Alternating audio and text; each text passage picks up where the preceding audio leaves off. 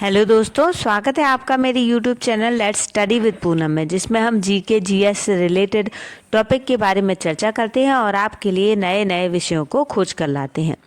तो जैसा कि आजकल हम गौतम बुद्ध के बारे में अपनी सीरीज चला रहे हैं, उनके बारे में ज्ञान प्राप्त कर रहे हैं, तो उसी श्रृंखला को आगे बढ़ाते हुए आज हम एक और टॉपिक के बारे में चर्चा करने वाले हैं, बुद्ध और अंगुलीमाल के बारे में। तो चलिए हम वीडियो को शुरू करते हैं। प्राचीन काल में मगध राज्य में एक खूंखार डाकू हुआ करता था। वह जंगल में रहता था और अपने इलाके से गुजरने वाले राहगीरों को मारकर लूट लेता था।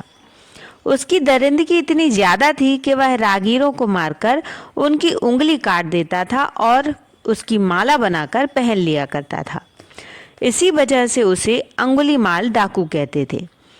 अंगुलीमाल का इलाका भी बहुत बड़ा था। एक बार गौतम बुद्ध अपने शिष्यों के साथ उस राज्य में विहार कर रहे थे। वह एक गांव में पहुंचे और रात्रि विश्राम किया। वहां के लोगों में एक अलग तरह का खौफ था। जब बुद्ध ने उनसे डरने की वजह पूछी तो उन्होंने कहा कि हमारे पास के जंगल में अंगुलीमाल नाम का एक खूंखार डाकू रहता है। वह लोगों को बहुत बेरहमी से मार डालता है। यहाँ और आसपास के गांवों के कितने ही लोगों को वह मार चुका है। बुद्ध ने श्रावकों से कहा कि वह उस खूंखार अंगुलीमाल डाकू से मिलना चाहते हैं। तब लोगों ने बुद्ध को उसके पास जाने से मना कर दिया।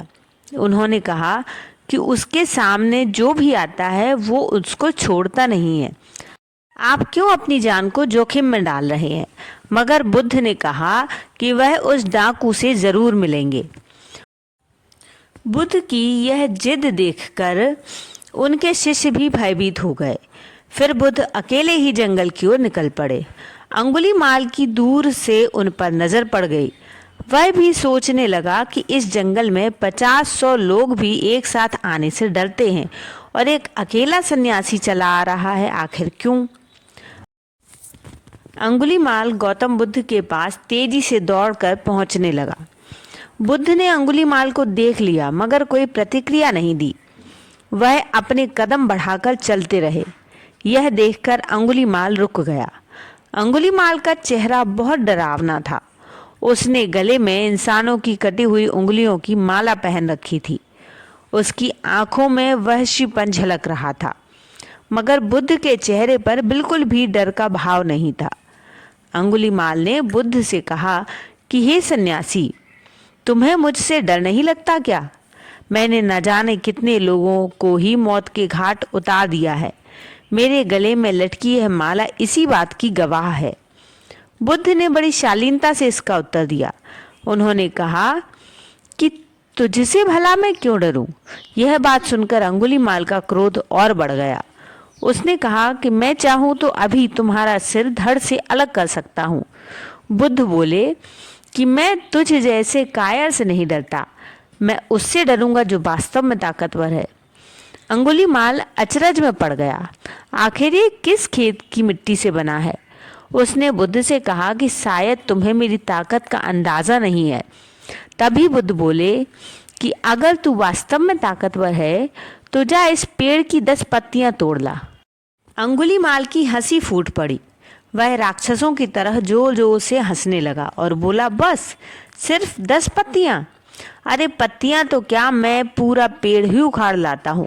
बुद्ध ने कहा कि पूरा पेड़ उखाड़ने की कोई ज़रूरत नहीं है, सिर्फ उसकी 10 पत्तियां ही तोड़ कर लाओ।